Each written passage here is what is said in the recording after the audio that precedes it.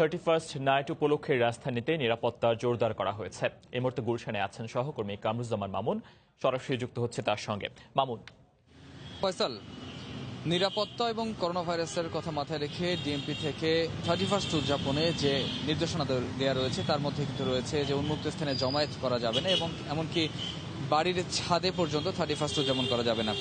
আমরা গুলশান এলাকায় রয়েছি এবং জানিয়ে রাখি যে ঠিক 8টা থেকে কিন্তু গুলশান এলাকার যতগুলো প্রবেশ মুখ রয়েছে এই প্রবেশ মুখগুলো বন্ধ করে দেওয়া হবে।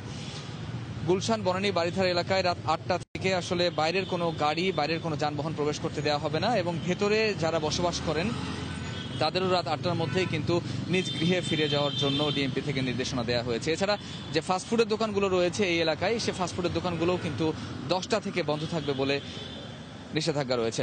তো আমরা এখন রয়েছি গুলশানের একটি চেকপোস্টে। আমরা দেখছি যে এখানে মোটরসাইকেলে করে যখন দুইজন আসছেন তখন কিন্তু তাদেরকে থামানো হচ্ছে, থামিয়ে তাদেরকে তল্লাশি করা হচ্ছে। তাদের সঙ্গে ব্যাগ থাকলে সেই ব্যাগ খুলে ব্যাগের ভেতরে দেখা হচ্ছে এবং সিএনজি, ব্যক্তিগত গাড়ি, আসলে এখানে যে দায়িত্বরত সদস্যরা রয়েছেন আইন শৃঙ্খলা বাহিনীর, তারা কিন্তু একটু সন্দেহ করলেই সেই গাড়িগুলোকে তল্লাশির আওতায় নিয়ে আসছেন।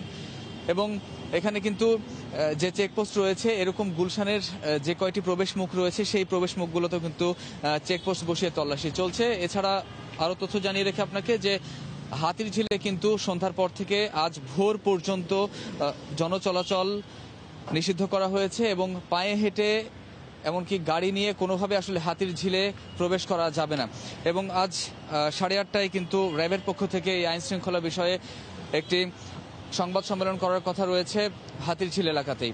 তো বলা চলে যে দুপুরে বা বিকেলের দিকে আমরা যেমনটা নিরাপত্তা দেখছিলাম, সন্ধ্যা নামার পর কিন্তু সেই নিরাপত্তা আরো কয়েক গুণে বেড়ে গেছে। ফয়সাল।